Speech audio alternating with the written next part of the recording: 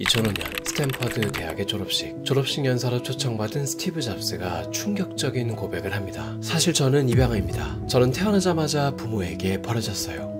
대기업 CEO의 충격 고백에 장내는 술렁이기 시작했습니다. 그도 그럴 것이 이때까지 스티브 잡스는 부유한 가정에서 태어나 고생 한번 해보지 않은 금수저라고 알려져 있었죠. 그리고 이 충격 고백을 TV로 지켜보던 사람 중에는 스티브 잡스를 입양 보냈던 친아버지도 있었습니다. 스티브 잡스의 친부모에게는 기구한 사연이 있었죠. 스티브의 친아버지는 시리아인이었는데 대학 시절 미국 유학을 왔다가 조앤이라는 한 백인 여자와 사랑에 빠졌습니다. 이둘 사이에는 결국 아이가 생겨버렸고 이 아이가 바로 스티브 잡스 였죠. 독실한 가톨릭 신자였던 조앤 쪽 아버지는 이슬람교를 믿는 아랍인 남자의 아이가 생겼다는 말에 결혼을 극구 반대한 것은 물론 당장 뱃속에 있는 아이를 지우라고 으름장을 놓았습니다. 하지만 조앤 커플은 결국 부모 몰래 스티브를 낳았죠. 이 사실을 안 조앤의 아버지는 당장 아이를 내다버리지 않으면 절연해버리겠다며 불같이 화를 냈습니다. 결국 아버지의 성화에 못 이겨 조앤은 스티브가 태어난 바로 다음날 입양 신청 서류를 쓰게 되죠. 이때 입양의 중요 조건으로 내걸었던 것은 대졸 부부였습니다. 조앤 커플은 아들이 고학력자 부모 밑에서 자라길 바랐지만 당시만 해도 부부가 모두 고학력자인 경우는 흔치 않았죠. 결국 일주일을 넘게 기다린 끝에 한 가난한 부부가 입양 의사를 표현해왔습니다. 그런데 입양 동의서를 쓰기로 한 당일 부부가 사실은 자신들은 대졸자가 아님을 고백했고 조앤은 크게 실망하며 입양을 바로 철회했습니다. 난임으로 인해 아이가 간절했던 부부는 이 아이가 크면 꼭 대학에 보내겠다고 맹세한다며 스티브를 달라고 애원했고 이 말이 진심임을 직감한 조앤 커플은 결국 입양에 동의하게 됩니다. 그런데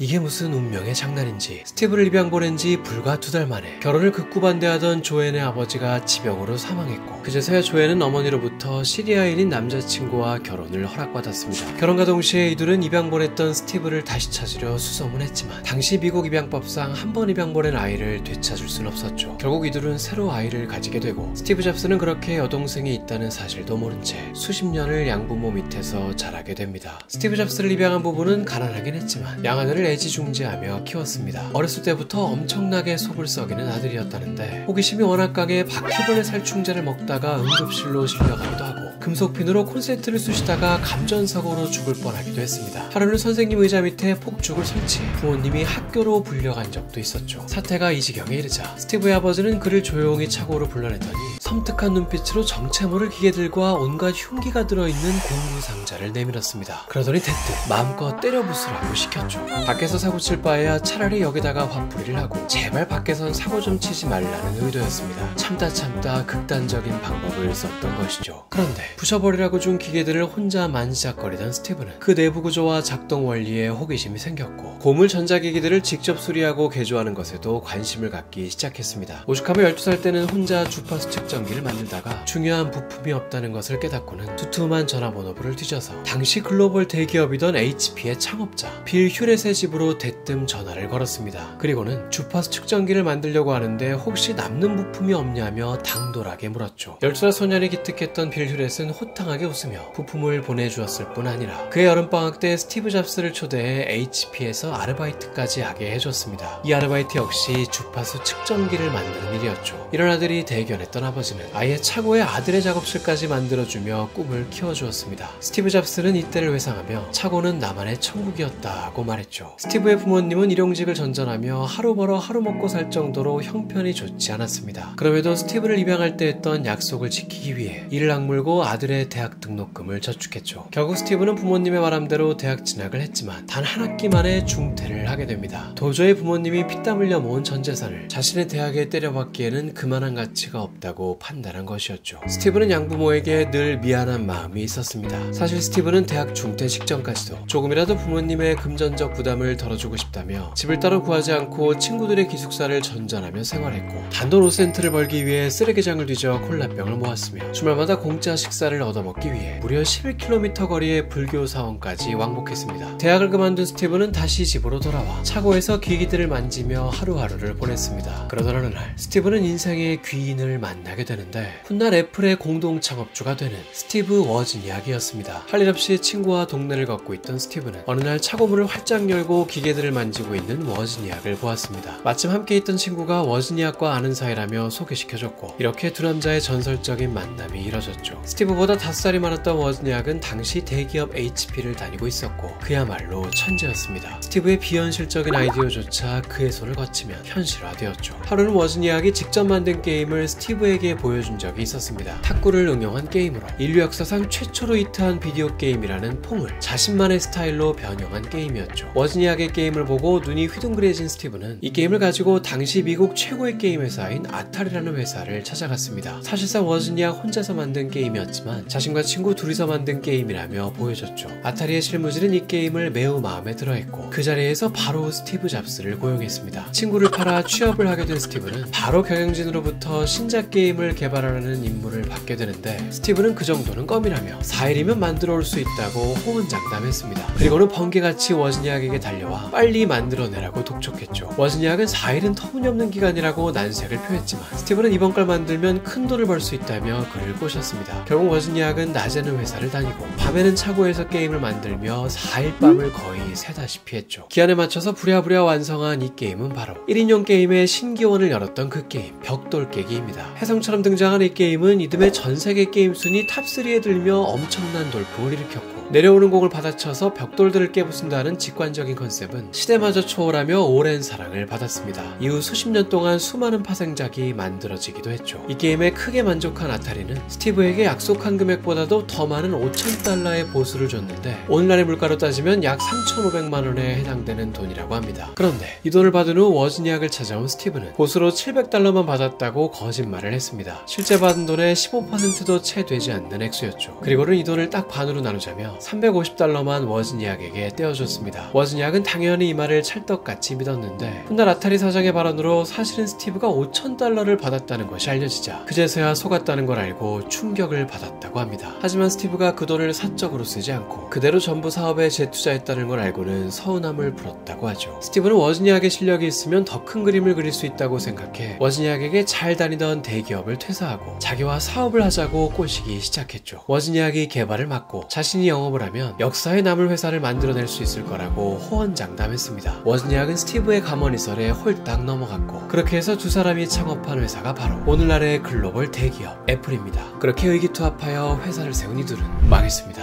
야심차게 출시한 컴퓨터 애플1이 석연치 않은 판매 실적을 냈던 것이죠. 지금 와서 보면 충격적인 디자인인데 케이스가 없이 달랑 기판만 있었으며 심지어 모니터나 키보드도 없었습니다. 게다가 70년대 당시 가격이 90만원 정도로 맥도날드 빅맥이 800원이었던 시절이라는 걸 생각해보면 터무니없이 비싼 금액이었습니다. 공장에 없었던 잡스와 워즈니악은 하나하나 납땜질을 해가며 수작업으로 컴퓨터를 만들었습니다. 그리하여 달랑 200대도 안 되는 물량만을 생산했는데 이러다 보니 오늘날까지 남아있는 제품은 어마어마한 프리미엄이 붙어버렸죠. 10년 전에는 한 대가 약 9억에 거래됐으며 현재 가치는 한 대당 수십억에 이를 것으로 보고 있습니다. 2015년에는 한 여성이 살벌한 남편의 유품을 정리하다가 고가의 애플1인 줄도 모르고 재활용 업체에 이걸 기부해버렸는데 재활용 업체는 바로 경매에 내놓아 수억 원을 벌게 됐죠. 감사한 마음에 기부 여성을 찾아 절반을 지불하려 했지만 끝끝내 찾지 못했다고 합니다. 애플1으로 시행착오를 겪은 잡스와 워즈니악은 이후 모니터와 키보드를 내장한 일체형 컴퓨터 애플2를 출시하게 됩니다. 때마침 미국에선 가정마다 컴퓨터를 들여놓는 게 유행처럼 번지던 시기였고 시기를 잘 탄 애플2는 그야말로 초대박을 터뜨리죠. 한입 빼어먹은 무지개색 사과 로고가 탄생된 것도 바로 이때였습니다. 애플2가 불티나게 팔려나간 덕분에 애플은 창업한 지 겨우 5년 만에 자산가치 2,700억 원으로 거듭났습니다. 오늘날의 물가로 환산하면 거의 2조 원에 육박하는 어마어마한 수치였죠. 이 모든 걸 이룬 스티브 잡스의 나이는 당시 고작 25살, 20대 중반의 나이에 어마어마한 부와 명성을 거머쥔 것이었습니다. 그런데 영원한 1인자는 없다는 오래된 진리의 말처럼 애플의 질주를 가로막는 라이벌이 등장하고 말았으니 바로 IBM이었습니다. 처음에 스티브 잡스는 IBM을 그리 대수롭지 않게 여겼습니다. 오히려 경쟁자의 등장을 환영한다는 광고까지 내걸며 여유만만한 모습을 보였죠. 하지만 애플2의 후속으로 출시한 고가 애플3가 IBM의 저가 정책에 밀려 폭망하게 되자 스티브 잡스는 슬슬 초조함을 느꼈습니다. 하루는 불을 못 이겨 IBM 본사 로고 앞에서 가운데 손가락 욕을 하다가 사진을 찍히기도 했죠. 부진한 실적이 반복되며 투자자들의 압박은 날이 갈수록 거세졌습니다. 게다가 부하 직원들 중에는 25살의 젊은 사장을 안 이뻐하는 사람이 많았죠. 당시만 해도 이 정도 규모의 기업 사장이 25살이라는 건 굉장히 드문 일이었습니다. 게다가 이 시기 공동 창업자였던 워즈니악은 당시 큰 비행기 사고를 당해 자신의 이름조차 기억하지 못할 정도로 심한 기억상실증을 앓는 듯 더 이상 일을 할 수 있는 상황이 아니었습니다. 결국 워즈니악은 몇 년간의 장기 휴가를 떠나게 되고 스티브 잡스의 부담감은 더욱 가중됐죠. 결국 극심한 실적 압박에 시달린 스티브 잡스는 부하들을 닥달하기 시작하는데 무려 주 90시간 근무라는 초강수를 뒀으며 조금이라도 실수를 했다간 가차없이 해고했습니다. 이 시기 직원들은 스티브 잡스와 한 엘리베이터에 타게 되는 걸 가장 무서워했는데 묻는 말에 조금만 대답을 잘못해도 모가지가 날아갔기 때문입니다. 하루는 스티브 잡스가 엘리베이터를 함께 탄 직원에게 여기서 무슨 일을 맡고 있냐고 물었는데 직원이 멈멈거리며 자신의 업무를 제대로 설명하지 못하자 그럼 회사에 꼭 필요한 일은 아닌가 보구나 라고 말하며 그 자리에서 그 직원을 바로 해고했다고 합니다. 이렇게 몇 년이 흐르고 건강을 회복한 워즈니악이 회사로 복귀했습니다. 이때 워즈니악은 그야말로 까무러칠 정도로 깜짝 놀라게 되죠. 불과 몇 년 사이에 애플이 더 이상 그가 기억하던 회사가 아니게 된 것입니다. 직원들은 하나같이 야근을 밥 먹듯이 하며 좀비처럼 터벅터벅 걸어다녔고 회사 건물 전체에서 냉랭한 공기가 감돌았죠. 게다가 제품 개발 부서들은 서로 협력은커녕 마치 원수처럼 살벌하게 으르렁댔습니다. 이 모습을 본 워즈니악은 회사 생활에 염증을 느끼고 자신의 모든 주식을 팔아치우며 사표를 내게 되죠. 워즈니악이 떠난 이후에도 스티브 잡스의 고군분투는 계속되었지만 애플의 실적은 전혀 나아지지 않았습니다. 이를 지켜보던 이사회는 사장이라는 놈이 실적도 못 내면서 회사 분위기만 망치고 있다며 결국 투표를 붙여 스티브 잡스를 해고하게 됩니다. 이렇게 해서 스티브 잡스는 자신이 직접 세운 회사에서 쫓겨나는 신세가 되었죠. 큰 배신감을 느낀 스티브 잡스는 어차피 망할 회사라며 보유하고 있던 애플 주식을 딱 한 장만 남기고 모두 팔아치웠습니다. 딱 한 장만 남겼던 이유는 애플보다 더 큰 회사를 만들어 성공시킨 다음 초라해질 대로 초라해진 애플 주식을 보며 마음껏 비웃어주겠다는 의도였죠. 그렇게 복수를 꿈꾸며 야심차게 넥스트라는 컴퓨터 회사를 설립한 스티브는 망했습니다. 출시하는 컴퓨터마다 경쟁사에 밀려 참패했고 해가 갈수록 적자에 허덕이기 시작했죠. 심지어 애플은 스티브가 애플의 내부 정보를 이용해 새 회사를 창업했다며 소송까지 걸어왔습니다. 의지할 곳 없던 이 시기 스티브는 오죽하면 자신이 졸업한 고등학교까지 찾아가 학교 선생님들에게 자신의 회사에 투자를 해달라고 부탁까지 했죠. 그러나 아무도 그에게 단돈 1달러조차 내어주는 일은 없었습니다. 게다가 그가 전 재산까지 말아먹게 된 계기가 있었으니 컴퓨터가 잘 팔리지 않자 차라리 프로그램 개발에 주력하겠다며 CG를 만드는 작은 회사를 인수했는데 이게 또 하나의 악수가 되면서 빚만 차곡차곡 쌓여갔죠. 게다가 주주들을 더욱 속 터지게 했던 것은 스티브가 인수한 CG팀을 가지고 난데없이 애니메이션 제작을 하겠다고 나선 것이었습니다. 한 분야에 올인해도 될까 말까 한 마당에 건방지게 투잡을 뛰냐며 비난이 쇄도했죠. 그런데 스티브의 이런 결정이 말도 안 되는 기적을 불러왔으니 CG팀이 제작한 단편 애니메이션이 그의 아카데미상을 받게 된 것입니다. 아카데미 역사상 최초의 CG 애니메이션 수상이었죠. 틴토이라는 제목의 5분짜리 단편이었는데 당시가 1988년이라는 걸 생각해보면 놀라운 그래픽이었습니다. 이 수상으로 인해 3D 애니메이션이 더 큰 시장에서도 먹힐 거라고 판단한 스티브는 아예 80분짜리 장편 애니메이션을 제작하도록 허가해주는데 이 애니메이션이 바로 전세계 최초 3D 장편 애니메이션 넌 내가 가장 아끼는 부하야. 토이스토리입니다. 그렇습니다. 스티브 잡스가 인수했던 작은 회사는 그 유명한 토이스토리의 제작사 픽사였던 것이죠. 픽사의 토이스토리는 영화 애니메이션 모두를 통틀어 그의 전세계 박스오피스 1위라는 기염을 토했습니다. 거의 파산 직전까지 갔었던 픽사가 스티브 잡스의 뚝심 있는 투자로 인해 비로소 빛을 보게 된 것이죠. 이후 픽사는 벅스라이프, 몬스터 주식회사, 니모를 찾아서 등 많은 흥행작들을 만들어냈고 결국 디즈니에게 매각되며 스티브 잡스는 단숨에 디즈니 개인 최대 주주로까지 올라섰습니다. 그리고 이 시기 정형 우주의 모든 기운이 스티브에게 쏠렸던 것인지 스티브를 내쫓은 애플은 처참히 망해가고 있습니다. 있었습니다. 당시 애플은 오늘날의 아이패드의 조상이라고 할 수 있는 뉴턴 패드라는 신제품을 야심차게 출시했으나 시대를 너무 앞서가서 그런지 폭망하고 말았죠. 게다가 이 시기 애플의 경쟁사였던 빌 게이츠의 마이크로소프트는 윈도우 95를 출시하며 본격적으로 PC 시장의 1인자로 부상하기 시작했습니다. 그렇게 애플은 스티브가 떠난 지 10년 만에 시장 점유율 8%의 초라한 기업으로 전락하고 말았죠. 그야말로 썩은 사과가 돼버린 애플은 초강수를 두기로 하는데 이전에 매몰차게 내쫓아버렸던 스티브 잡스를 다시 불러들여 경영을 맡기기로 한 것이죠. 결국 자신들이 틀렸었다며 납작엎드린 애플을 본 스티브 잡스는 흐뭇한 표정으로 이를 받아들였고 자신의 회사 넥스트와 애플을 합병시키며 다시 한번 애플의 CEO로 부임했습니다. CEO가 된 스티브 잡스는 예전에 감정적으로 해고를 남발하던 게 후회됐는지 이번에는 감정적으로 굴지 않고 3,000명을 해고했습니다. 뭐요? 이번에는 감정적인 충동이 아니라 철저한 내부 감사를 통해 구조조정을 한 것이죠. 합당한 근거를 들이밀자 이번에는 이사회도 그의 결정에 아무런 토를 달지 못했다고 합니다. 게다가 스티브 잡스는 자신의 연봉을 단 1달러만 받겠다고 선언하며 이후 무려 14년을 정말로 1달러의 연봉만 받게 되는데 이는 CEO로서 솔선수범하겠다는 의지로 받아들여져 애플의 직원들은 그를 진정 회사를 사랑하고 회사를 위해 모든 걸 바치는 대표로 여기게 됩니다. 그의 인기를 보여주는 유명한 장면이 있는데 처음 임시 CEO로서 부임했던 그가 애플 직원들이 아닌 대다수 일반인들로 가득 찬 객석을 앞에 두고 더 이상 임시 CEO가 아니라 정식 CEO가 됐다는 걸 발표하는 이 순간입니다. Pleased to announce today that I'm going to drop the interim title.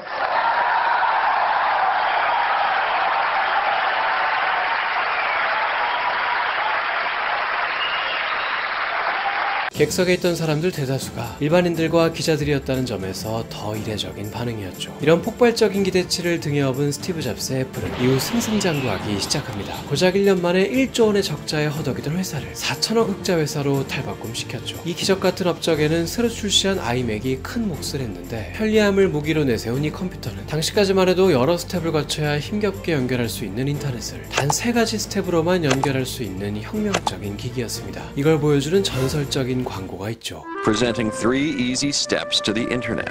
Step 1. Plug in. Step 2. Get connected. Step 3. There's no step 3. There's no step 3.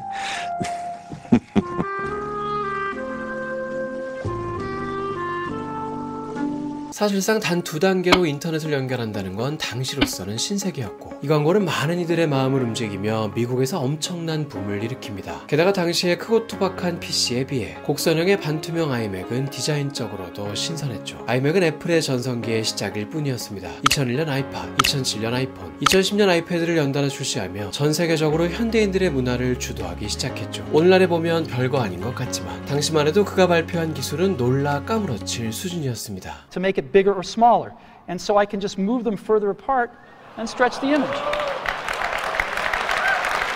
Not cool? And move it around. Not cool?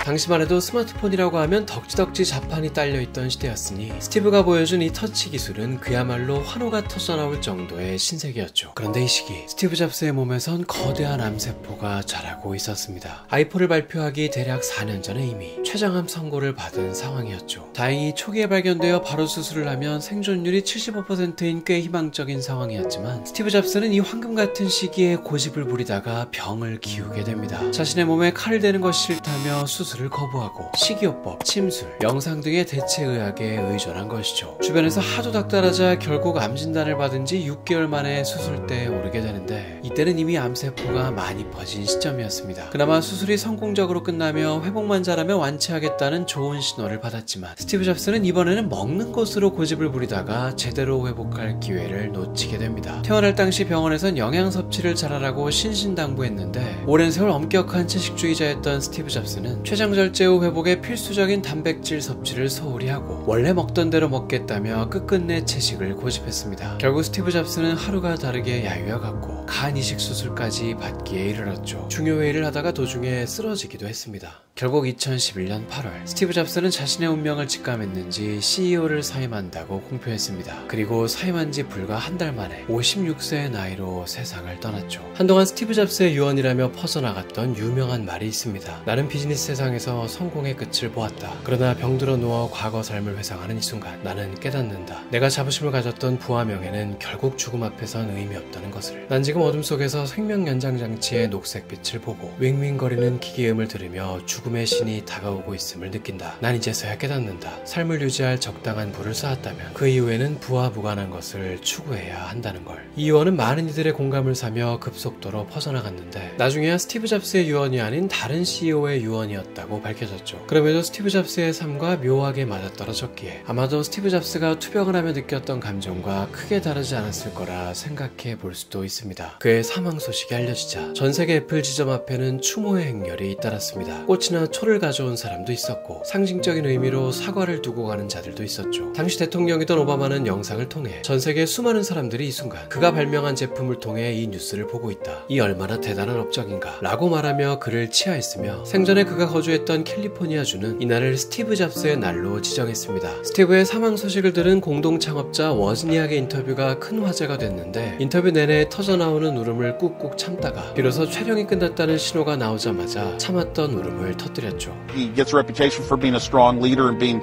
brash, but to me he was just always so kind, such a good friend, and I'm just gonna miss him. Steve Wozniak, co-founder of Apple. Thank you very much.